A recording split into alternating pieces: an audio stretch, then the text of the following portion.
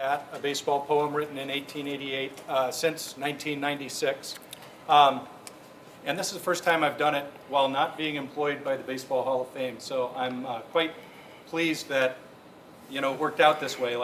Margaret and I were here for a policy committee meeting last night, and when we left at 10 o'clock, it dawned on me that I couldn't both be at your Easter egg hunt, our Easter egg hunt, and also go straight from my house to Our Savior Lutheran School. So she said, you need to come in here in your uniform. And I said, okay, that's what I'll do. So anyway, this poem takes about 6 minutes to perform, and there are 3 or 4 things that I need your help with in order to do it successfully. So I'd like you all to get in the spirit this morning and let me hear how well you can cheer. Yay! I am quite pleased. Usually I have to do that 2 or 3 times, especially first thing in the morning. If you can cheer that well, let me hear how well you can boo. Woo! It's pretty good. I think you could actually be a little better. Boo. Boo! This is a very good sign because I've actually performed this poem over 2,000 times and I've never had to ask for the boo to be improved. So good work there. Now you can boo any time that you want in the poem. But there is one particular time where I need to ask for the boo, and it's a line that goes like this. Fraud! Whoop, that's the wrong line. Oh, what is the line? When my arms go down like this, and the line is, there went up a muffled roar. So, ironically, the roar is going up, but my hands are going down, and that's when you boo.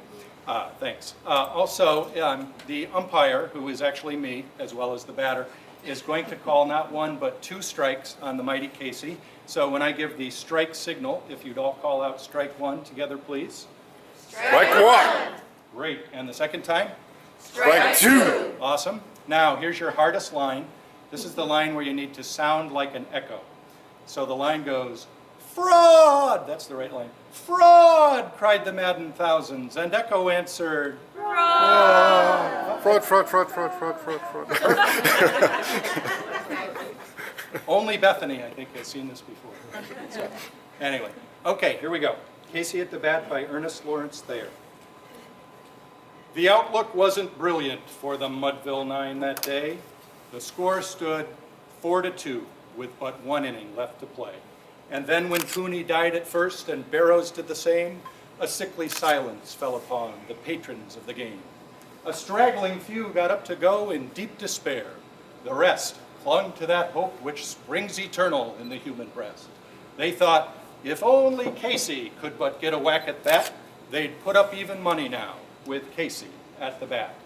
But Flynn preceded Casey, as did also Jimmy Blake, and the former was a Lulu, and the latter was a cake. So upon this stricken multitude, grim melancholy sat, for there seemed but little chance of Casey's getting to the bat. But Flynn let drive a single to the wonderment of all, and Blake, the much despised, he tore the cover off the ball. And when the dust had lifted and they saw what had occurred, there was Jimmy safe at second, and Flynn a hugging third. Then from 5,000 throats and more there rose a lusty yell. Yay! It rumbled in the valley, it rattled in the dell, it knocked upon the mountain and recoiled upon the flat. For Casey, mighty Casey, was advancing to the bat. There was ease in Casey's manner as he stepped into his place. There was pride in Casey's bearing and a smile on Casey's face. And when responding to your cheers, Hey! Go Casey! He lightly doffed his hat. No stranger in the crowd could doubt 'twas Casey at the bat. 10,000 eyes were on him as he rubbed his hands with dirt. 5,000 tongues applauded! Hey! When he wiped them on his shirt. And while the writhing pitcher ground the ball into his hip, defiance gleamed in Casey's eye. A sneer curled Casey's lip. And now the leather-covered spear came hurtling through the air.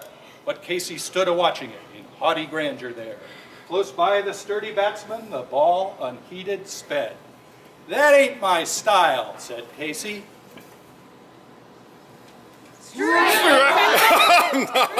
Let's try that again. Strike one! The umpire said. From the benches black with people there went up a muffled roar, like the beating of the storm waves on a stern and distant shore. Kill him! Kill the umpire! Shouted someone on the stand, and it's likely they'd have killed him had not Casey raised his hand. With a smile of Christian charity, great Casey's visage shone. He stilled the rising tumult. He bade the game go on. He signaled to the pitcher, and once more the spheroid flew.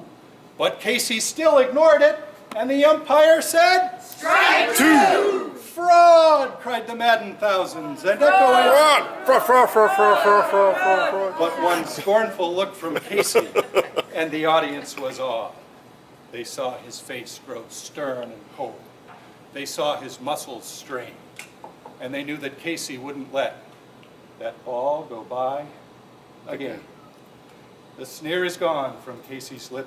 His teeth are clenched in hate.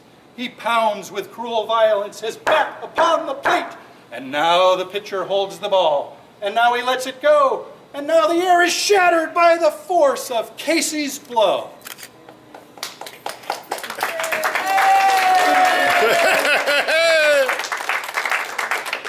Oh, somewhere in this favored land, the sun is shining bright.